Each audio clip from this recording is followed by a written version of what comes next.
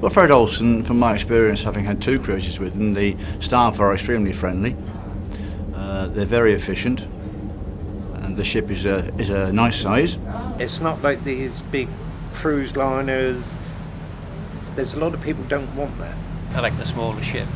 Well, as and we as were you saying, sorry, people can get to know you more on the smaller ships, aren't they? The smallness of the ship, you get to know nearly everyone, or even the passengers as well as the crew. Like on the larger ones, you just want them a number. This was like a small family hotel rather than an impersonal Hilton or something, and that would have made the difference for me.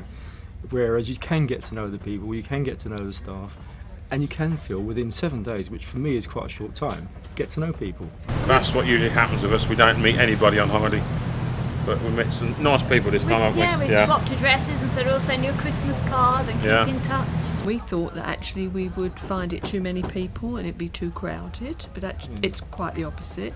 Too regimented. We thought we'd be managed in games or things, and that's an anathema. It's not something I'd want to do. You can do what you want. It's up to you whether you join in these things or whether you don't, or whether you go on an excursion or whether you go independently into town. You can do exactly as you please.